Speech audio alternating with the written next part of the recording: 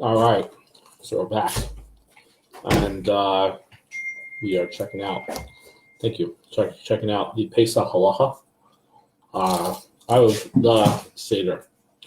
Let's get going here as far as Seder Halacha. All right. Again, just a quick review. Marv tomorrow night starts out regular Marv for a Yom Tif. And regular Shmon Esrei for a Yom Tif, for the Yom Tif Pesach, adding the Pesach additions. If you screwed up in Shmon Esrei, interesting halachos, play out. On the first night of Pesach, we say the whole entire Hallel in Marv. So you're going to say Hallel in the Haggadah, and you're going to say Hallel together. And you're going to say Hallel during Marv, and you're going to say Hallel during the reading of the Haggadah. So twice Hallel tomorrow night. That goes for both nights of Pesach. Second night of Pesach, we start Sfiras HaOmer.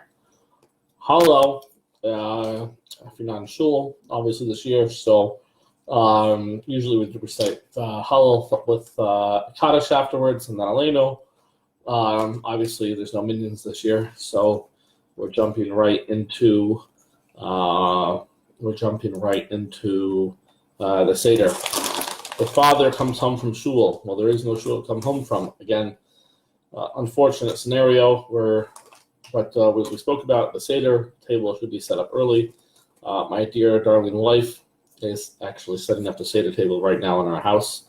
It should be set up early, and we can even prepare everything for the Seder table, but we don't actually put on the stuff on the Kaira until right before the hello Menachem, nice to see you, and good evening. So we don't actually put the stuff on the Kaira until right before the Seder actually begins. All right. Kiddush, we don't start Kiddush earlier than 8:01 p.m.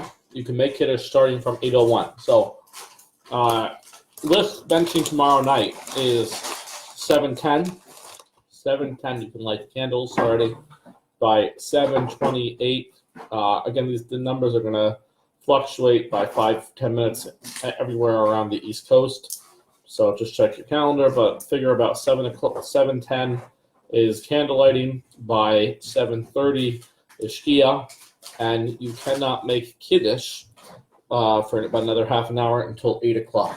By 8 o'clock, you can actually already start the Seder, and if you want to have a nice Seder going for a long period of time, then you really should get going by 8 o'clock, especially also if you want to keep the kids up. 8 o'clock would be the earliest you can get going, but not earlier than that. Someone who forgot or was unable to prepare the detailed items needed for the Seder earlier, you can do that now in a manner that's allowed in Yom Tov. Before beginning, it must be noted that only preparations for tonight's Seder are permitted. You can't prepare anything for the next night's Seder while the first night's Seder is still going on. Because you can't prepare for one day of Yom Tov on the next day of Yom Tov. But if you want to make extra or something and you might need it for the second day, you can go in that manner. All right. The Zareya, the neck bone, the Alter Rebbe states in his Shulchan Aruch that according to the strict law, it may be roasted or cooked. It is customary, however, to roast it over coals as a remembrance of the Karban Pesach. So you can actually take the Zareya and kind of put it over the flame on the blech or whatever and heat it up and whatever. But we don't actually call it the Karban Pesach, and we try not to tag it that direction. If you forgot to roast the Erev Pesach, but you have a cooked one available, use it instead.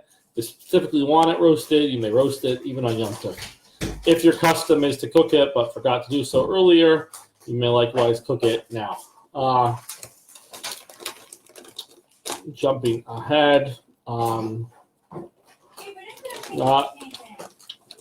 it not for the fact that the Zareya was not prepared in advance, in general, Chabad custom to remove almost all of the meat from the bone itself, so just kind of peel it off. So the bone is just like kind of kind of missing all the meat. You leave the fats or whatever. That's how you're whatever. On to the maror. With regard to the maror, in the Shulchan Aruch, the Alter Rebbe says that it is forbidden to finely grate horseradish during Yom Tiv, even if it is done in a shinoi, because it is a way of grating. There's a lot because it is its way of grating is that a lot is grated at once. Rather, if you forgot to grate the maror before Yom Tiv, you should either use romaine lettuce, which actually the Gemara prefers, or chop the horseradish into small pieces. Use a knife. Don't use a grater on Yom Tiv. So if you want to have grated horseradish, we are doing that all over the next 24 hours before Yom Tov actually starts. So have fun with the horseradish. We do that now, and if you grate it now, you leave it sitting, it actually takes off the powerful effect of it, because when horseradish is left out, the potency of it tends to go down. What else? Romaine lettuce. Checking for bugs. You don't want to have bugs in your soup, as I mentioned before. Not a good idea. That was fun, right, Gabe? I didn't eat it. Oh, bug soup. Bug soup is fun, but you don't want to have bugs on your romaine lettuce either. So do the checking. Make sure it's all good and kosher for Pesach. Other foods needed for the Seder include charoses, and the salt water may be prepared regularly without the need for a shinoi. You can do that even on Yom Tiv. Matzahs, it's appropriate to examine the matzahs before Yom Tiv to ensure that they do not have problematic folds or swollen areas. I have the custom that I've been doing now for 2-3 years. I have a friend who does matzah baking Erev Pesach. He goes into a matzah bakery and bakes Erev Pesach matzahs. It's a Chassidish minhag, and I'm going to pick up tomorrow my Erev Pesach matzahs. It's kind of a cool hitter, and it started from the Baal Shem Tov. He was big into it, that to use matzah at the Seder that was literally baked Erev Pesach. Very expensive, very, very expensive to do that. People don't make it cheap, but cool hitter, cool thing to take on, and definitely something I'm going to be doing is matzah from Erev Pesach. Some authorities consider it forbidden to. Actually, that's my list.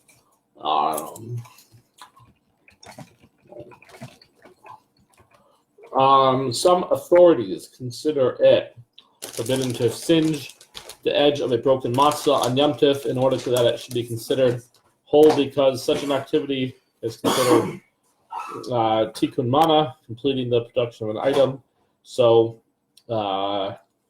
if you have like a matzah, and I guess looks like it's not cooked all the way or something, I don't know, if we want to put it in the fire, not a good idea. Whatever. Basically, try and just have your matzahs complete and not playing around with that on Pesach. It's not ideal to use matzah for lechem mishnah that has part of it burned. However, if it would be eaten that way in dire circumstances, it may be used. And where there are no other proper matzahs available, even a burnt matzah may be used. Ideally, 2 whole matzahs may be used whenever lechem mishnah is needed. However, in a situation where whole matzahs are scarce, what can be used, according to many authorities, a broken matzah that is up to 1/48 of its total mass can be considered whole. So if you have a little piece missing off, that's still better than if you have a little piece off the matzah, that's still better. If you're having trouble finding lechem, 2 matzahs for whatever, and you're short on matzah, if you have a matzah with a little nick off, so they say that that's better than nothing. Right? I guess that's logical to go that direction.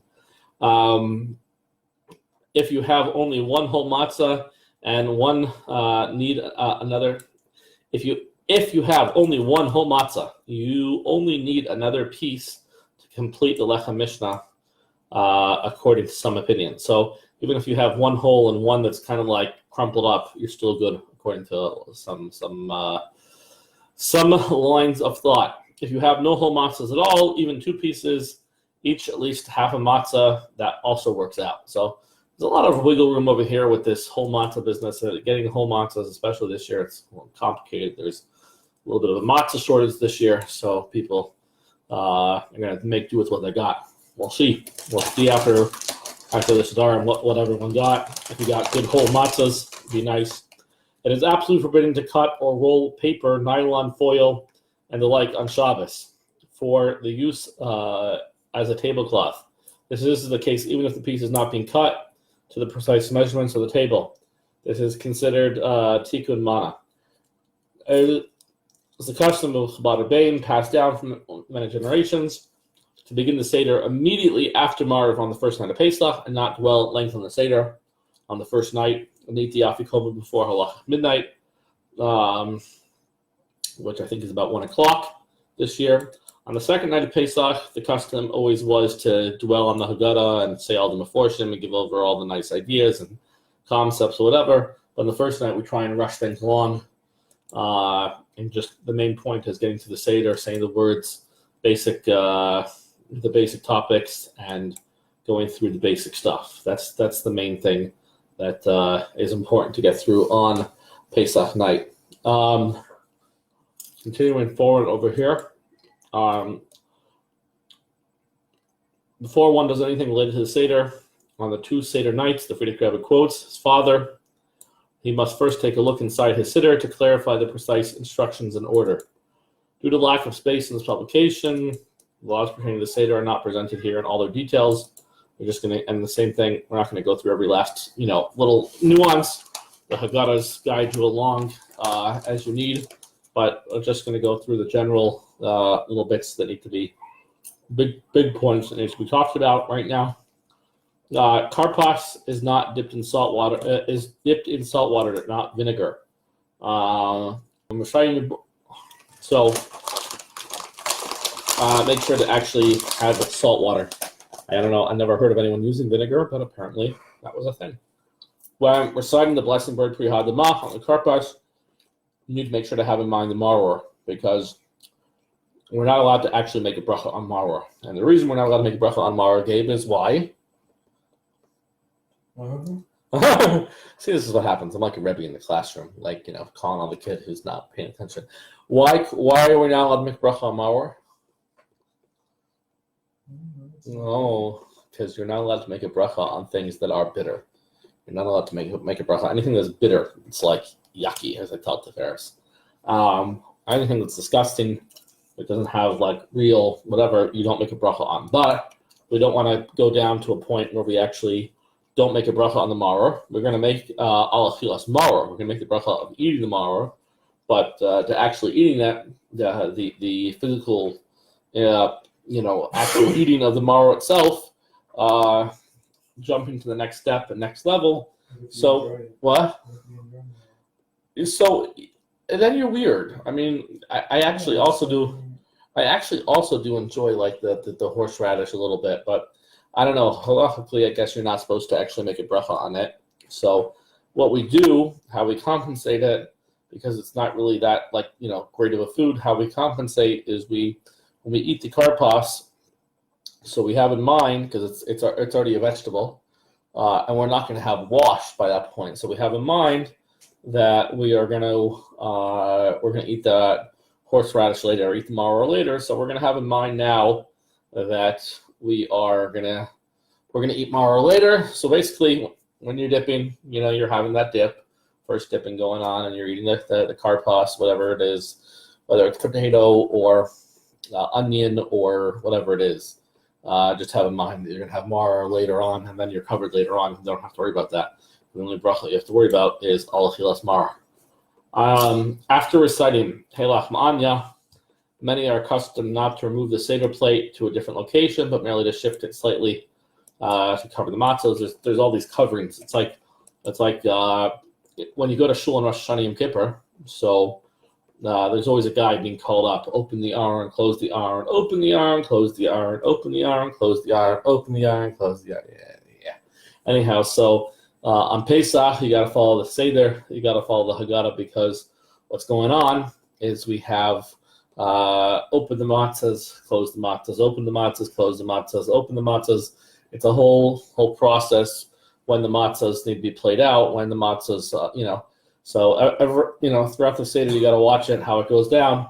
Are you leaving the matzahs open? Are you leaving the matzahs closed? It's like Rosh Hashanah Yom Kippur, open, close the aron, open, close, and it's all kabbalistically played out. Why we close, why we have the matzahs open in front of us now, why we don't have the matzahs. But basically, follow your Haggadah, because that gets interesting and exciting if you're going to have the matzahs open or closed, open or closed, open or closed. During the Hisha Amda, the matzahs are covered first, and then the cup of wine is raised up. Hisha Amda. Lots of tunes over there. When reciting the words matzah zu, so we actually touch the matzah, and when you do maror zu, you touch the maror. But by the way, when we get to Pesach, we don't touch the little Zorya thing on the Seder plate, because we don't want to actually call it the the carbon Pesach. It's only there like visually in the mind to get you in the mood that you have the carbon Pesach in front of you. But to actually, we don't want to actually say that the chicken bone is the carbon Pesach. Anyhow, that's that. Also, it says here the items mentioned are not raised by hand. Rather, the second and third matzahs are held via the cloth or napkin. They separate them when we place our hands on ma or whatever. By the way, I don't know if other multiple people are eating from one Seder plate. Might be a good idea to use gloves this year. I don't know who's in your house, who has corona, who doesn't. The whole house is suffering from corona, so I don't know. Everyone's, when you're touching the stuff, matzah zu, maror zu, all that cool stuff. Anyhow, all right. When reciting lefichach, right before you get to the food, lefichach, and therefore, we're praising God. Thank you. We're finally about to get to the food. Lefichach. When you get to lefichach, the cup of wine is not raised continuously until the conclusion of the blessing. Asher Go'aleinu. That's the second cup of wine. When you get to the second cup of wine, that's when you actually make the bracha. Then you raise up the cup. Asher Go'aleinu, and that's that. And again, just follow your Haggadah, because there's a lot of little nuances there. Wine is not added to the charosis to soften it. Wine is not added to the charosis to soften it. Rather, some of the charosis is removed from the Seder plate and placed in the plate beneath the wine cup, so that it will soak up in the spilled wine. So basically, there's a whole interesting thing when you soften the wine, and that's the whole thing with the Eser Makos. Again, back to the basics. Follow the inside of your Haggadah for a good manual. The maror of korech, when the whole korech sandwich is not dipped directly into the charosis. Rather, the minhag is, the Lubavitch at least, is we take dry charosis, you kind of dry it off. I mean, charosis generally is a little bit wet anyway, so I don't know. I've never had charosis that was completely dry, because it's like apples are naturally a little bit wet. They have a little bit of a wet texture, but you try to do as best as possible and play it out this way. And it is placed directly on the maror, and then it's shaken off. During maror, the blessing is recited with the intention that it includes the maror to be eaten in korech. So you're going to eat maror twice. You're going to eat matzah twice. You're going to have a few times, actually. You're going to eat matzah. You're going to eat maror during korech, because you have that sandwich, that the Erla sandwich going on, and how things are going to play out. You're going to have matzah a few times. You're going to have matzah, chilas matzah, then you're going to have matzah with the korech sandwich, and then you probably might have matzah with your suda, very likely, unless you're doing the whole Gebrocks thing, seriously. And some Lubavitchers take it really, really big, and they do the plastic bags and a whole different table. I know some Lubavitchers, they go to a different table in a different room, and then blow up the room, so we don't, whatever. Every hit is good, man. Anyhow, so but you have, if you're having matzah at the meal, and then matzah for the afikomen. So we got that going down for us as well. So when you're having the Maror, have in mind that you're going to be eating the Karach later on also. You got to watch out for that. During Maror, the blessing is recited with intention that it includes the Maror. Okay. During Safa and Tukazes and the matzah are eaten not just one. By that point, by the time you get to the Afikomen, practically a lot of people are really, really tight on the tummy. They basically say eat as much matzah as you can. I mean, if you can get through a whole matzah after you had your whole Suda, it's a great idea. It's nice. But if you get to the Afikomen and you're just like stuffed, half a matzah, quarter of a matzah works out good. In general, we try and eat as much matzah as we can for the Afikomen. On the first night, there's no custom to hurry through the Seder on the second night because Afikomen is eaten, doesn't need to be eaten before the Halacha midnight. Mitzvahs performed during the Seder. There are two biblical commandments: retelling the story of Exodus and eating the matzah. So you have a biblical commandment the night of the Seder. The first is telling L'chaim. We're going to be doing a lot of cups tomorrow night for everyone who's... Anyhow, we have two biblical commandments going on tomorrow night that we got to follow. Biblical commandment number 1. The Lord is telling us, retell the story of the Exodus. We got to talk about what happened when we went out of Egypt. The Haggadah, by the way, does a terrible job at telling the story of Egypt. If you open up like a Midrash says or anything like that, you're going to get a much better story. But the point is, Chassidus tells us that, really cool, by the way, the Haggadah sucks. Excuse my language. The Haggadah sucks really at telling the story of Yetzias Mitzrayim. Really, if you want to get to the real point and the real play out of whatever, you can open up a lot of different svarim and get to it. But the reason we have all these interesting rabbis and all these interesting conversations going on in the Haggadah is because the mitzvah of Pesach night is not just remembering going out of Mitzrayim, but the mitzvah of Pesach night is going out of your mitzarim, your boundaries, your limitations.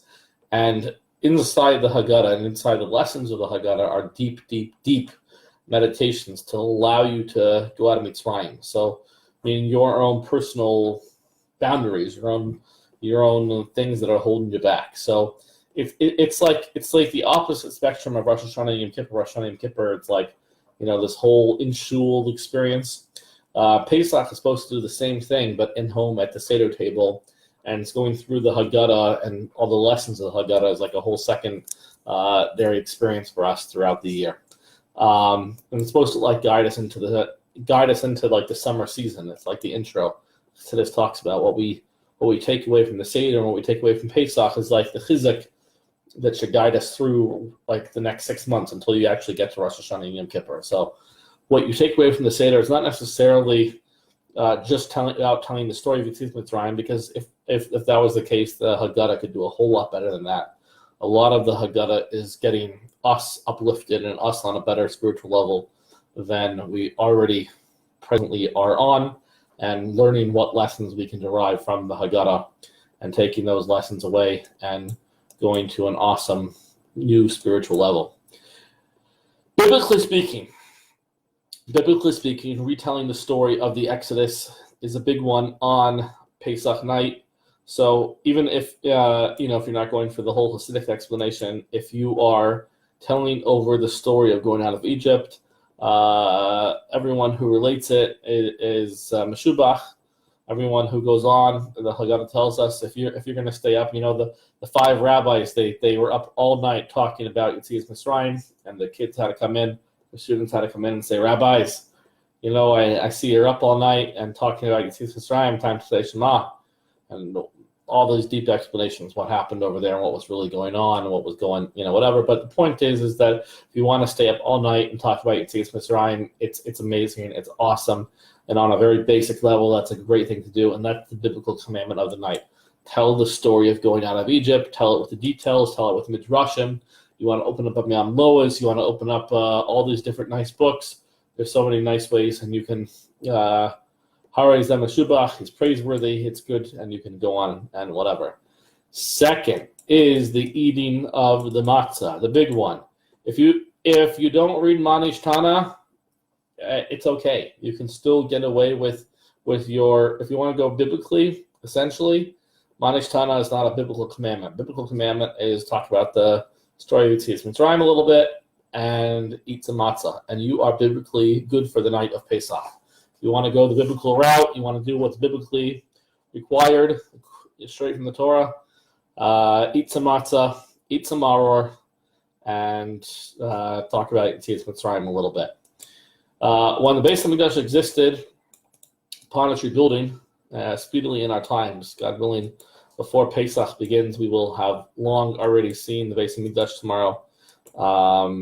The good Lord should bless us to be able to experience this Pesach in the Beis HaMikdash with a carbon Pesach. But when that does happen, we are going to have the carbon Pesach, which includes 16 specific mitzvahs that are associated with the carbon Pesach, eating the meat of the carbon Pesach, and a whole big thing, which is why tomorrow morning from davening, you're not going to say Mizmor L'Seidah because Erev Pesach, because we're getting ready for the carbon Pesach, so we're not doing the carbon Toida. So tomorrow in davening, make sure to leave out in your davening Mizmor L'Seidah, and tomorrow at Mincha, besides for just davening Mincha, we say the whole carbon Pesach, say the carbon Pesach, to remember the carbon Pesach that took place in the Beis HaMikdash on Yudal Nisan. They would offer a nice lamb, a good, nice, yummy, juicy lamb, and they'd sit around the table Pesach night, and they would have amazing, succulent lamb.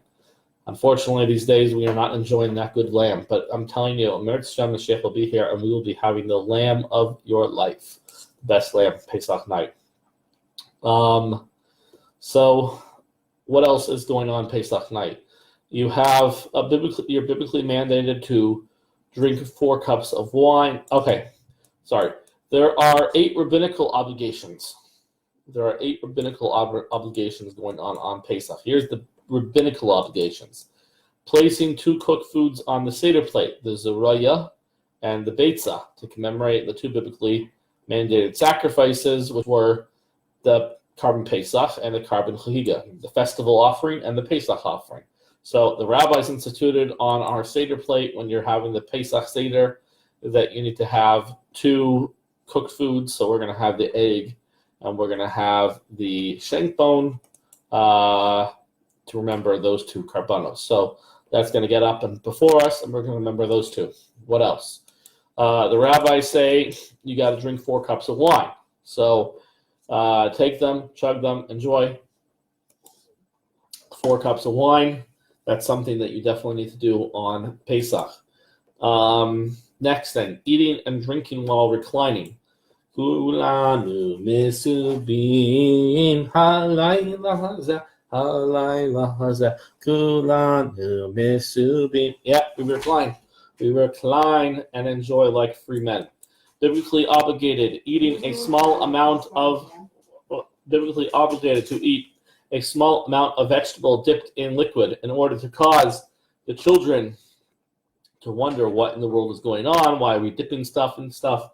We're not using the Baba Ganoush tonight. We are taking out, not the hummus, we are taking out the salt water. When was the last time you brought salt water to the table? Never. We never use salt water at the table. I think the last time I even heard the word salt water was you're talking about a canker sore or something. So we bring salt water out. And we bring salt water to the kids, and the kids are like, Tati, what are you doing? Why do you have salt water in front of you?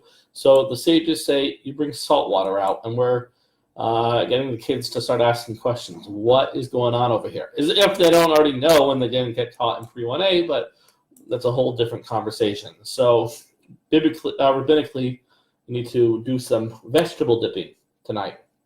Rabbinically obligated to recite Hallel on Pesach. You are rabbinically obligated to eat maror, to recall the biblical commandment to eat maror that was enforced during the era of the Beis HaMikdash. So maror is not biblical, by the way. Maror is a rabbinical one. And that's why we can play with it a little bit. And the rabbis actually said that romaine lettuce is the best way to go. Grating horseradish is actually a little bit talked about which ones we should use for maror or whatever. But they like that leaf over there that we use.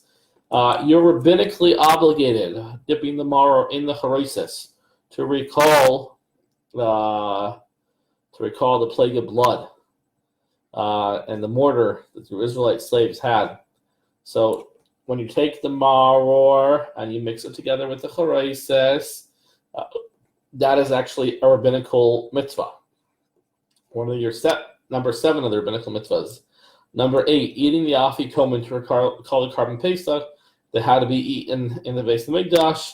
That is the 8th of the rabbinical mitzvahs. So 8 rabbinical mitzvahs to do on Pesach. Again, just going through the Zoria and the Beitza, drinking the 4 cups of wine, eating and drinking while reclining, eating a small amount of vegetable dripped into salt water, saying Hallel, eating maror, and dipping the maror into charesis, and eating the afikomen. Those are all the rabbinical ones that you got to do on Pesach night. So even if you don't get through all the text, you jump around in the text a little bit, just theoretically. Not saying you should, but however you played out, you got to know what are the biblical obligations. God wants you more than anything eating matzah. Eat that cracker, bite that bite, enjoy, have as much matzah as possible, and then try and talk about Mitzrayim, and then jump into the rabbinical ones. Those are big ones as well. We want to aim for those on Pesach. Quantities and measurements. Please note that it's appropriate to add a little bit extra than what we're going to talk about, but the cup used for the 4 cups of wine should hold at least a revis of wine. What's a revis? Commonly spoken about, a revis is 3.4 ounces. It's a tiny little cup. It's not a lot. And if you're easily intoxicated and you don't do well with a lot of alcohol, so take a small cup. You don't have to have those big cups. You don't have to fill up the Elijah's cup to drink the 4 cups of wine. You can do just a little tiny small cup. You can do whatever cup works for you. That works out great.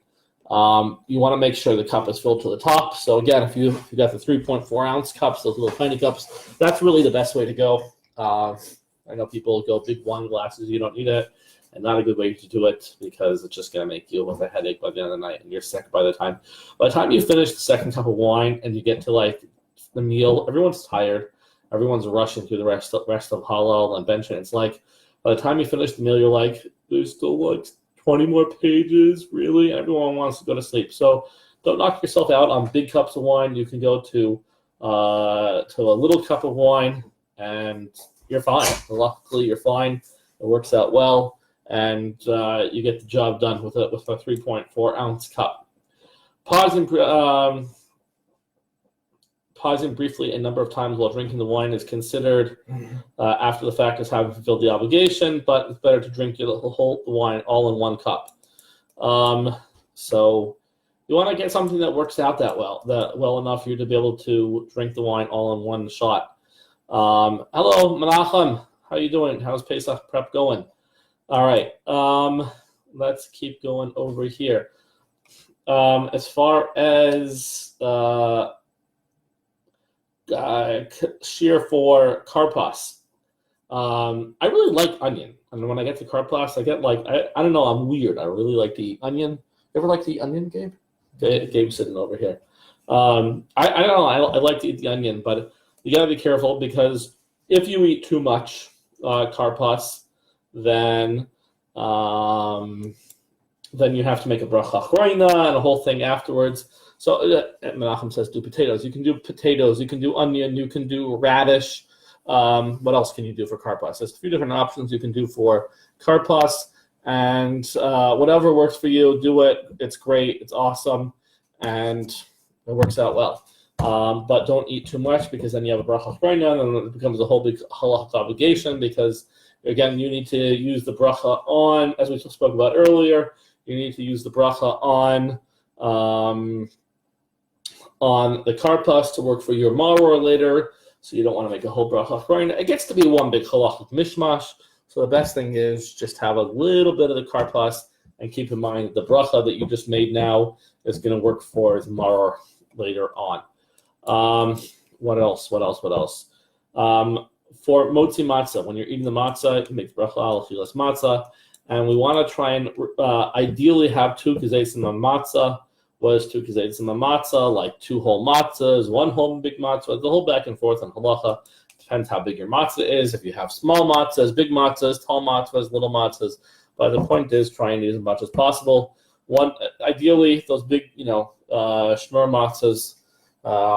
If you eat one of those, generally most people say you're good, and it's got to be eaten in what time manner, Gabe? Eat the matzah in kedei achilas pras. Kedei achilas pras.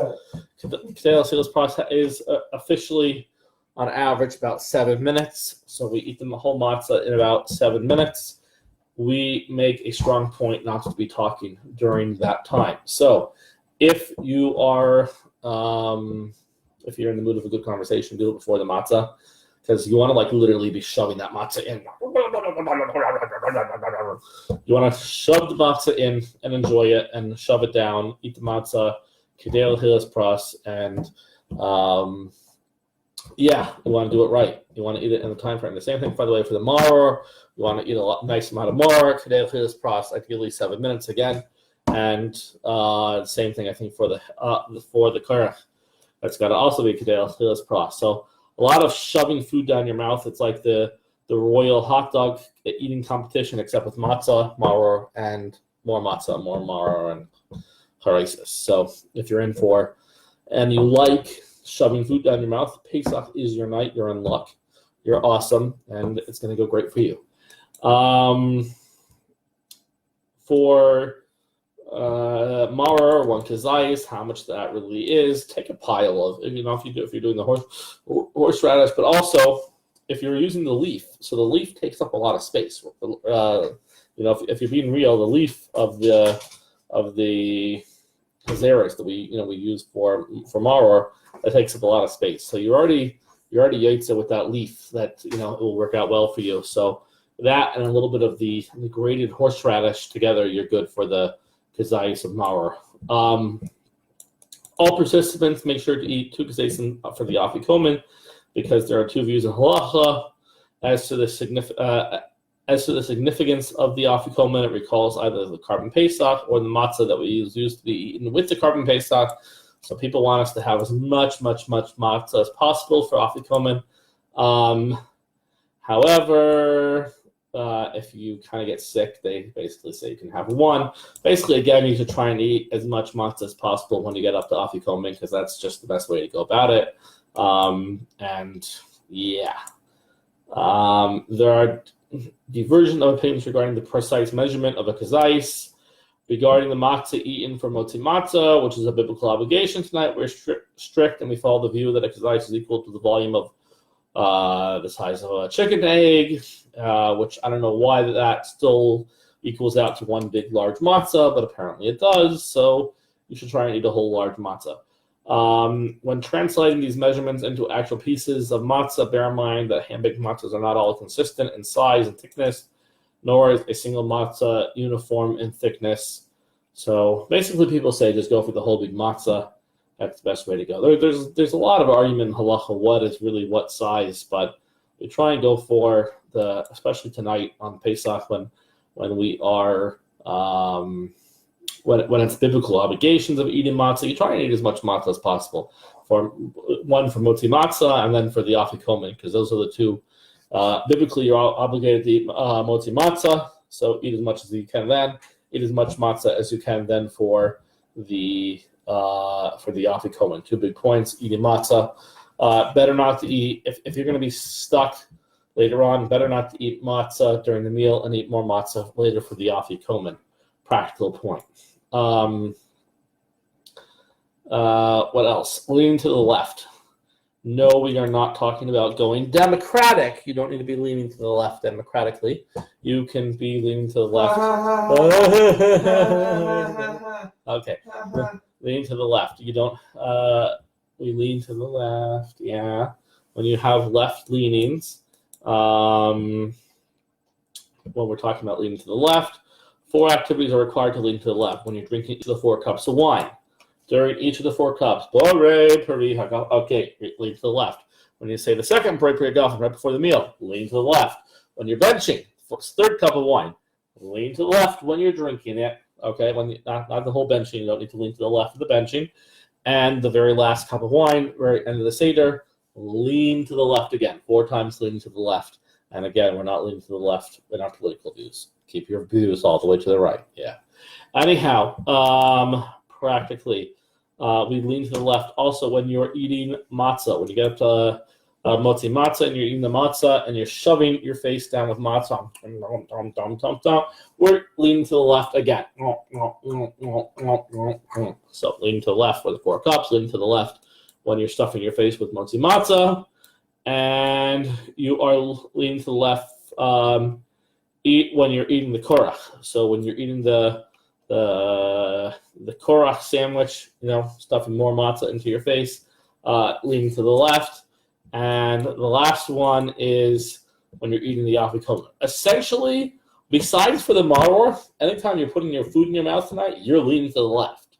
So maror is the only exception to this rule. Maror, we're not leaning. Otherwise, if you're putting your food in your mouth tonight and it's not part of the meal, and it's not maror, you're leaning to the left. Got it? You got left leanings tonight. If it's not maror and it's not shulchan aruch. So just lean to the left at any of those point in time. Someone who forgot to recline while drinking the second cup of wine should drink it again correctly. So you could end up having 5 cups of wine that night. It's better not to have 5 cups of wine. So if you want to do it right, just lean. Just have the left leanings, and then you're good. No problem. No need to lean to the left again. If reclining was omitted for any of the other cups, it is not necessary to drink them again. Second cup, however, if you messed up on that second cup, we're coming to you and we're letting you know right away, you could end up with 5 cups of wine on Pesach night. So since you don't want to end up with 5 cups of wine on Pesach night, just lean to the left. It's much easier. Yeah, really much easier than 4 cups do it for you. And yeah, lean to the left. What else over here? However, if an individual resolved at the start of the Seder, they might drink extra wine between the first and the second cup and then neglected to recline for the first cup, they should go ahead and drink the first cup a second time. Again, it gets complicated, so just lean. Just lean.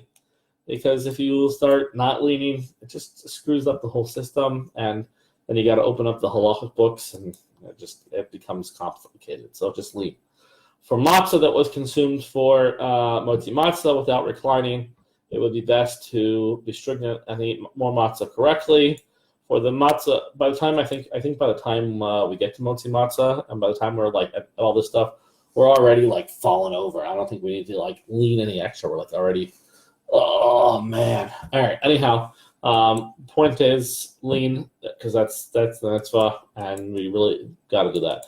For the matzah of korach or afikomen, it is not necessary to repeat if they were eating sitting in the regular position. Only the second cup of wine, basically.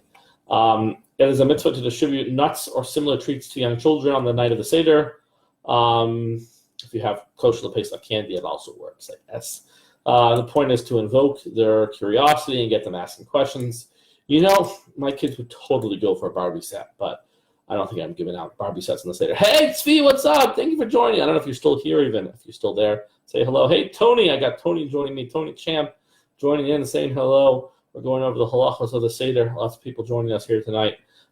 Here at the 1 o'clock in the morning Pesach Seder review, and we will be posting a repeat of this class over here.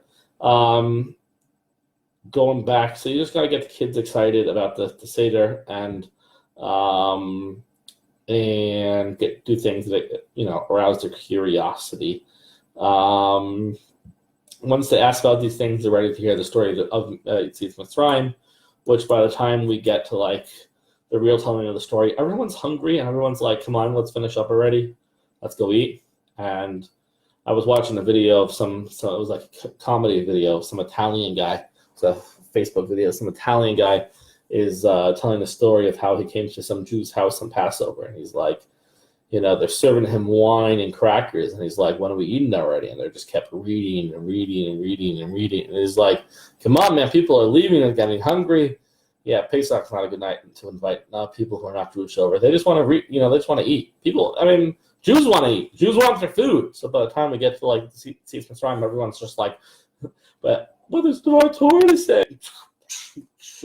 So by the time everyone gets to Yetzias Mitzrayim, Hari Zamashubach, try and dwell on it a little bit, try and spend a little extra time talking about Yetzias Mitzrayim, because that's really the mitzvah, the biblical mitzvah, to tell the story of Yetzias Mitzrayim, and we want to really try and do that on the night of the Seder. So we really spend some time talking about Yetzias Mitzrayim, and if you have kids around, spend some time talking with your kids about Yetzias Mitzrayim, because that's really the beauty of the mitzvah, is to tell your kids that a long time ago, God took us out of Mitzrayim, and tell them that story. That's really the biblical obligation on the night of Pesach. Tell your kids, V'higadata levincha, that we have to relate to the children, that once upon a time, we were slaves in Mitzrayim, and God took us out. There's a lot more to that, and a lot deeper explanations, but the bottom, simple line explanation is, if you got kids, God's got answers for us, and tell them that once upon a time, we were in Egypt, and God took us out. Regarding overall spiritual purpose during the Seder, the Frierdiker Rebbe related. Frierdiker Rebbe, my father, the Rebbe Rashab, once told me, Yosef Yitzhak, one must reflect during the Seder, and especially during the opening of the door of Eliyahu, that he desires to be a mensch, and then Hashem will help him. When you open the door for Eliyahu HaNavi, it is a deeply spiritual time. It is very, very, very spiritual, and you can ask God for whatever you want, and pray for your family, pray for your loved ones, pray for whoever's in your life that just needs, healing and good stuff happening to them. Pray. You really want to pray, because when you open the door for Eliyahu Navi, all the brachas flow in, and we hope that Corona does not flow in. And it's a great time to daven and ask God for whatever you need when you're opening the door for Eliyahu HaNavi. Do not request, the Frierdiker Rebbe said that the Rebbe Shop said, don't request physical needs except for, healthy stuff, because everyone's davening for that right now. But request spiritual matters. Daven for your spiritual needs when you open up the door for Eliyahu Navi, because it's a spiritual time, and God will surely grant you all the spiritual blessings that you need in your life at this point in time. The order of Kiddush tonight, in short, tomorrow night, is whole thing laid out in the Seder. Women who recited Shachiyana earlier, candlelighting, don't need to recite the blessing now. They can just respond amen. If you unthinkingly washed your hands for orchatz and began the bracha al netilas yadayim and recited bracha to Hashem, but have not concluded the blessing, say lamdeini hukecha and continue with the Seder as usual. However, if you get to orchatz, big one, guys, kind of interesting halacha over here. Check this out, interesting halacha. If you get to orchatz and you washed your hands and you said al netilas yadayim, then this is what happens. If you actually watch and said, you must act upon the blessing so you'll not have pronounced Hashem's name in vain.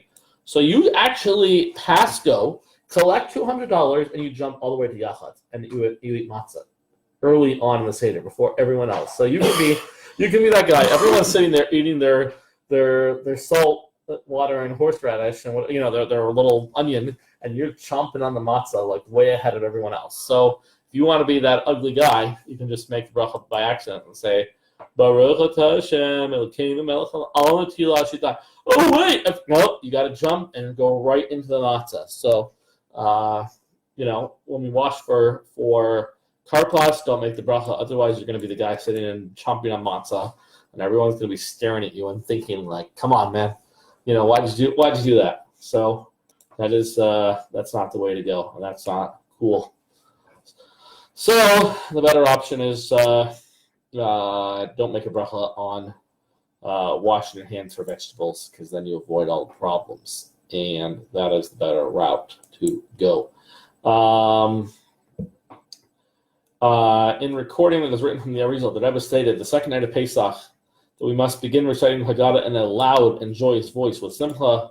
We can suggest the reason for this, and the Frierdiker Rebbe's custom is to recite the Haggadah out loud. This is why the Frierdiker Rebbe recited the Haggadah out loud. When he was not able to personally recite it loudly, meaning that the people were not able to hear via their physical senses, that he was, in fact, reciting it loudly, he would then demand that others who were present should recite it in a loud voice. So if you have Zadie or whatever who couldn't, recite it loud, you got to have people who are there.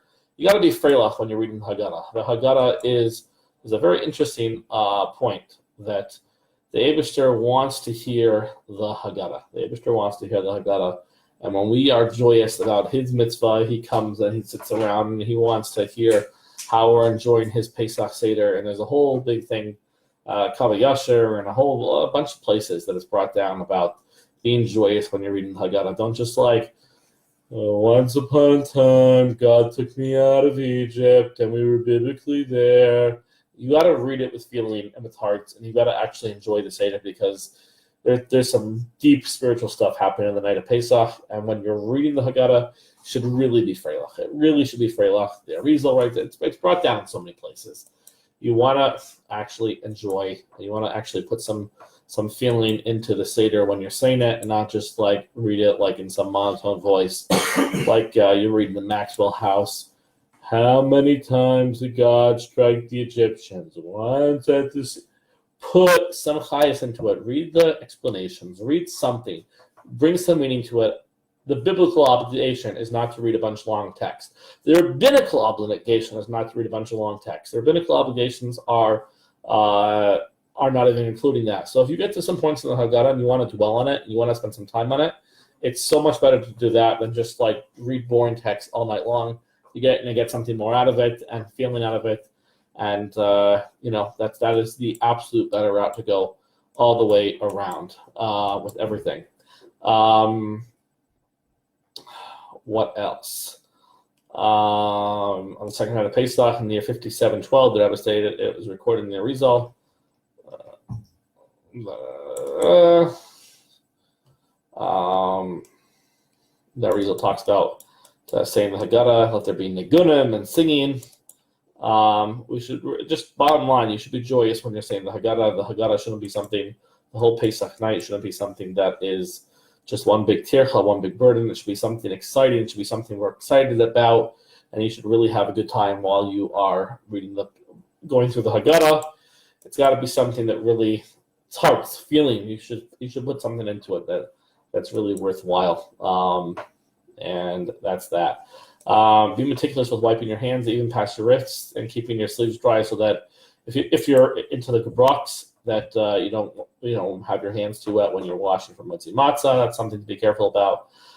It is only permissible to speak during the recitation of the Haggadah if it's necessary, in order to elaborate on the story of Yetziat Mitzrayim.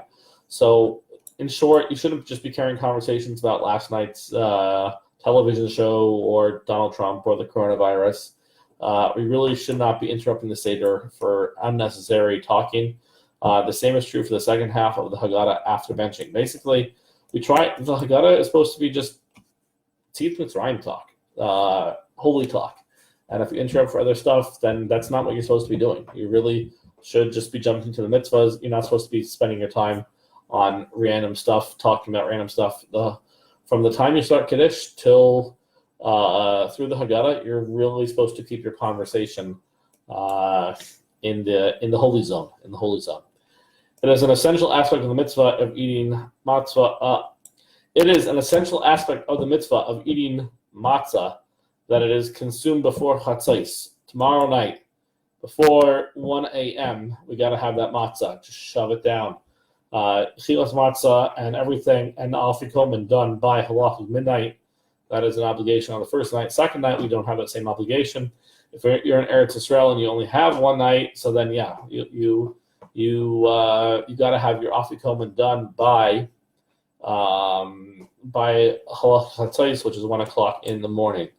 It is important that the matzah is consumed immediately after the bracha is recited. Therefore, if you need to distribute matzah to your family, care should be taken to minimize the interruption. Either wash and make a bracha, keeping the family in mind, eat the share of matzah to gezesim. Once you finish, everyone else can wash. Basically, try and leave the interruptions to a minimum. For Shulchan Aruch, care should be taken. I'm hungry. Care should be eaten as on every Shabbos when peeling the eggs, and the eggshells are considered muksa. The egg, therefore, should be peeled directly over a garbage can, or the eggshells are considered muksa, so you can't touch them after you peel them. So if you want to peel an egg, do it over the sink or over a garbage can so it drops right in, because once you peel an egg, those are muksa, and you can't touch them afterwards. So best way to do that. What else? Remembering the limitations of eating maror, horseradish, and the ingredients used in chorosis are in effect until tomorrow night's meal. Basically, you shouldn't eat this stuff in the day, and on Thursday, you shouldn't eat stuff that's going to be used at the Seder. So on Thursday afternoon, if you're just sneaking around the fridge and you want to find some good snack, don't go for the maror. Don't go for matzah. We're good for on the afternoon. But maror, horseradish, lettuce, we try not to do that in the middle of the mealtime. What else? When rinsing the fingertips during the meal for bracha korona, we try not to wet our lips. So we just do a thing. Sometimes we, do like this during the year, and Pesach not. And the Zagara that Rebbe stated that the appropriate time to pour the cup of Eliyahu is after Birchas Hamazon, except on specific occasions. In certain years, pouring of Eliyahu's cup is associated with the second part of the Seder that is connected to the future redemption. So for that reason, the cup is generally poured by the Chabad Rebbeim after Birchas Hamazon. It was poured. The Rebbeim did it on certain occasions. They would pour before Birchas Hamazon on certain occasions. However, the Rebbe added a postscript at the bottom of the page, but as of late, the Rebbeim observed the custom to pour it before Birchas Hamazon every time. Interesting. Okay, so he says that now the custom is to already pour the cup before Birchas Hamazon. Okay, so we pour that. If you forgot Yel V'Yavam Birchas Hamazon tonight, it gets all tricky. Depends when you realize you forgot it, but try not to forget Yel V'Yavam on the benching, because it is Yom Tif, and on Yom Tif you definitely need to say Yel V'Yavo. What else? What else over here? Someone who vomited their meal before reciting Birchas Hamazon should not proceed with benching. Okay, that's an interesting one. Try not to vomit tomorrow night. The wine, the stress, it can do it to you, I guess. Yep. There's a lot going into that. We were obligated to spend the entire night discussing the laws of Pesach. We're telling the story of Yetzias Mitzrayim, recalling the miracles and 10 plagues and the wonders Hashem performed for our ancestors. The discussion should carry a person all the way until, literally he's, falling asleep. Just sit there and talk. So it shouldn't be like, oh, I finished the Haggadah, I finished the last page, close up the book, I'm going to sleep, and I'm going to go read the Hamadiyah or whatever. I'm going to read the Mishpacha for the next 2 hours. No. You should try and sit at the table as long as possible until you're like, I can't speak anymore. And you literally try as much as possible to tell over the story of Yetzias Mitzrayim. That's the best way to go about it. It's customary to just recite the first part of Shema and Hamapil, but not the remaining sections of Kriya Shema that are usually recited on the regular night, because Pesach is Leil Shemarim, the night of guarding. God has these awesome things. All the evil forces, they don't touch the Jews on this night. God's like, this is my night, my people. This is like our anniversary. It really is. It's our anniversary with God in a certain sense. This is the night God said, you're my people, and I'm taking you out, and no one's going to mess with you. And till this day, Pesach is called the El Shemarim. Interesting, in the world right now, they have going on this pink, purplish moon, and it's coinciding with Pesach, Erev Pesach, very weird and eerie and stuff. And that's all nice and done. Thursday,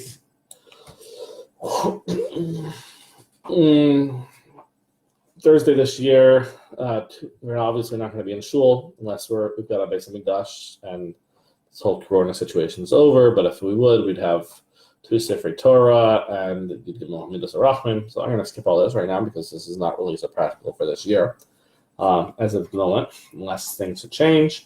And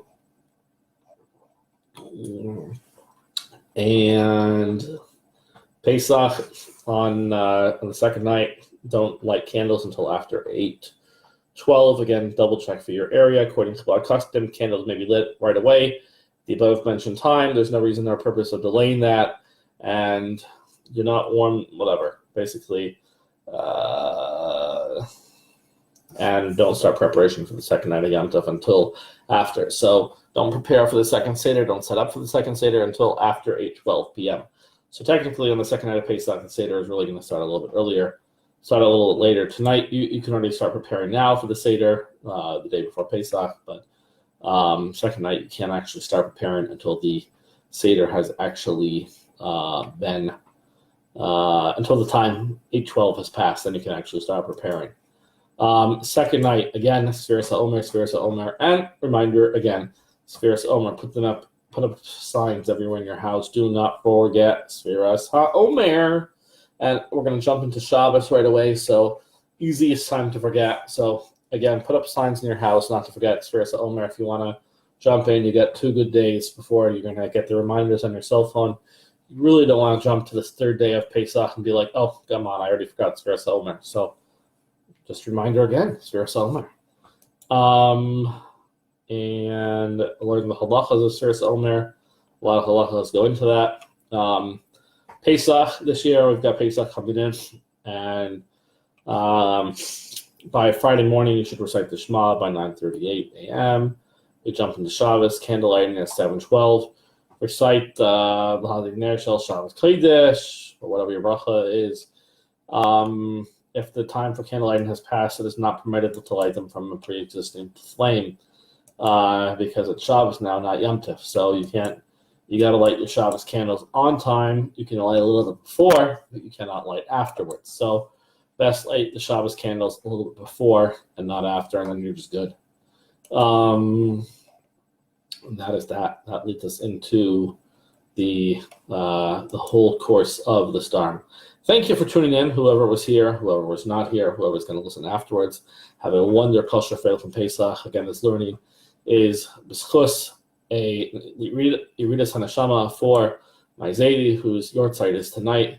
Yasel David ben Aaron. His neshama should have an aliyah, Shemaim, and Yehuda Leib Groner, who is the Rebbe secretary who passed away tonight. They should helpfully should come before Kisei Kavod and demand they should take us out of the skullless tonight, and also the schus refuah shalema for a dear Yedid Yehuda ben Hinda Yechavid should have a complete refuah shalema and lead again learning for many hundreds, thousands of Jews across the world. Jews are all over the world are praying for him for his recovery. A young man with a young family. We hope to hear good news in that regard. Ladies and gentlemen, have a wonder kosher Freilich and Pesach. Should be sweet, and we should see before Pesach that we're in the base of Mikdash, enjoying that nice carbon Pesach, and we'll be back here for more learning. Mirz Hashem, God willing, after the Yom Tov. Be easy, be well, be safe, and may it be well for all of us. Chaim.